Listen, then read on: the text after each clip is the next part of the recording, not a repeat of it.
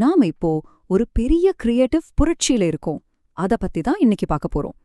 Artificial intelligence, அதாவது AI எப்படி கனவு காண, வரைய, ஏன் ஒரு படத்தையே இயக்க கத்துக்குதுன்னு பார்க்கலாம் வாங்க. நீங்க மனசுல நினைக்கிற எந்த ஒரு விஷயத்தையும், அது எவ்வளவுதான் விசித்திரமா இருந்தாலும் சரி, அடுத்த செகண்டே ஒரு போட்டோவாவோ இல்ல வீடியோவாவோ மாத்த முடிஞ்சா எப்படி இருக்கும்? சும்மா யோசிச்சு பாருங்க. இதுதான் இந்த புது டெக்னாலஜியோட ஆரம்ப புள்ளி. இது இனிமே சயின்ஸ் ஃபிக்ஷன் படத்துல வர்ற கற்பனைலாம் இல்ல. இதுதான் இப்போதைய நிஜம். ஆர்டிஸ்ட்ஸ், ஃபில்ம் மேக்கர்ஸ்னு எல்லாருக்குமே இது ஒரு புது உலகத்தையே திறந்து விட்டுருக்கு. சரி வாங்க, இன்னும் கொஞ்சம் ஆழமா பார்க்கலாம். காத்துல இருந்து படங்களை உருவாக்குற மாதிரி இருக்கே இந்த டெக்னாலஜி அப்படின்னா என்ன? இந்த மேஜிக் பின்னாடி இருக்கிறது தான் ஜெனரேட்டிவ் ஏஐ. இதை நீங்க வெறும் ஒரு டூலா மட்டும் பார்க்காதீங்க. இது நம்மளோட கிரியேட்டிவ் பயணத்துல ஒரு கோ பைலட் மாதிரி. நாம சொல்றத சேரது மட்டும் இல்லாம நம்ம கூட சேர்ந்து உருவாக்குற ஒரு பார்ட்னர். அப்போ ஒரு மெஷின் எப்படி நிலாவுல குதிரை ஓட்டுற ஒரு ஆஸ்ட்ரோநாட் அப்படிங்கிற ஒரு வரிய இவ்ளோ டீட்டெயிலான ஒரு படமா மாத்துது? எப்படி இது நடக்குது? இதுக்கு டிஃப்யூஷன் மாடல்னு பேரு. இது எப்படி வேலை செய்யுதுன்னா, முதல்ல நாம ஒரு டெக்ஸ்ட் ப்ராம்ப்ட், அதாவது ஒரு சின்ன குறிப்பு கொடுக்கறோம். ஏஐ என்ன பண்ணும்னா, ஒரு டிவியில சிக்னல் இல்லாதப்ப வர்ற மாதிரி வெறும் நாய்ஸ் இருக்கிற ஒரு ஸ்கிரீன்ல இருந்து ஆரம்பிக்கும்.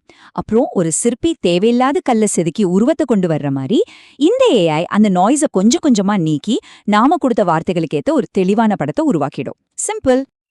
ஆனா பாருங்க, இந்த மேஜிக் நடக்கிறதுக்கு ஒரே ஒரு டெக்னாலஜி மட்டும் காரணம் இல்ல. இதுக்கு பின்னாடி ஒரு 3 அடுக்கு சிஸ்டம் வேலை செய்யுது. அதுல 3 லேயர் இருக்கு.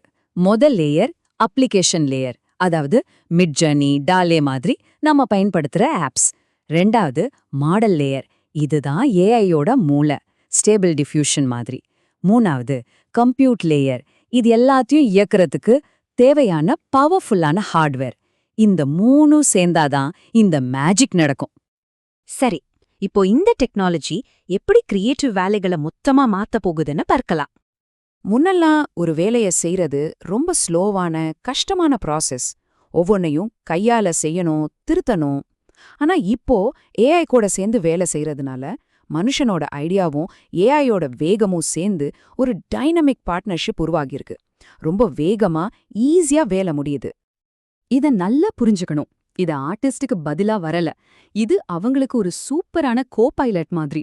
அவங்களோட கிரியேட்டிவிட்டிய இன்னும் பல மடங்கு அதிகப்படுத்துற ஒரு கருவி.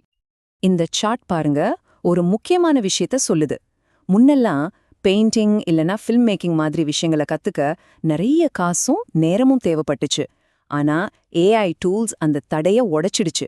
இப்போ யார் வேணும்னாலும் அவங்க மனசுல இருக்கிறத உருவாக்க முடியும். ஒரு வகையில கிரியேட்டிவிட்டிய எல்லாருக்கும் கொண்டு போய் சேர்த்திருக்கு. ஆனா இந்த புது சக்தி வரும்போது கூடவே சில சவால்களும் வருது. அதையும் நம்ம பேசித்தான் ஆகணும். முக்கியமான சில சவால்கள் இருக்கு. டீப் ஃபிக்ஸ், அதாவது பொய்யான வீடியோக்களை உருவாக்கி தவறான தகவல்களை பரப்புவது, ஏஐக்கு நாம கொடுக்குற டேட்டால இருக்கிற ஒரு தரப்பு பட்சமான கருத்துக்கள், அப்புறம் காப்பிரைட்ஸ். யார் எதை உருவாக்குனாங்க, யாருக்கு உரிமைன்னு பல கேள்விகள் இருக்கு. சோ இந்த அருமையான டூல்ஸை உருவாக்குற அதே நேரத்துல அதுக்கான பாதுகாப்பு அம்சங்களையும் நாம கண்டிப்பா உருவாக்கணும். இதோட வளர்ச்சி வேகத்தை பார்த்தா தலை சுத்துது இல்லையா? சரி, அடுத்து என்ன நடக்க போகுது? இதெல்லாம் எது நோக்கி போயிட்டு இருக்கு? நம்ம வெறும் டெக்ஸ்ட்ல இருந்து இமேஜ் உருவாக்குறத பார்த்தோம். இப்போ டெக்ஸ்ட்ல இருந்து வீடியோவே வருது. இது வெறும் ஆரம்பம்தான். அடுத்து என்ன தெரியுமா? நாம சொல்றத வச்சு ரியல் டைம்ல முழு 3D உலகங்களையே உருவாக்குறது தான் அடுத்த கட்டம். சும்மா கற்பனை பண்ணி பாருங்க. உங்களுக்காகவே உங்க டேஸ்டுக்கு ஏத்த மாதிரி அந்த நேரத்துல ஒரு புது சினிமாவோ இல்ல வீடியோ கேமோ உருவாக்கப்பட்டா எப்படி இருக்கும்? இதனால நமக்கு என்னன்னா, நாம இனிமே கண்டென்ட்ட சும்மா பார்க்க மட்டும் மாட்டோம். அந்தந்த நேரத்துல நாமளும் அதுல ஒரு பாகமா இருந்து அதை உருவாக்குவோம். அப்படி ஒரு எதிர்காலத்தை நோக்கித்தான் நம்ம போயிட்டு இருக்கோம். கடைசியா இது நம்ம மனசுல ஒரு முக்கியமான கேள்வியை எழுப்புது. யாரு வேணும்னாலும் எதை வேணும்னாலும் உருவாக்கலான்னு ஒரு நிலை வரும்போது ஒரு கிரியேட்டர் அப்படிங்கிறதுக்கு என்ன அர்த்தம் இருக்கும்? யோசிக்க வேண்டிய விஷயம் இல்லையா?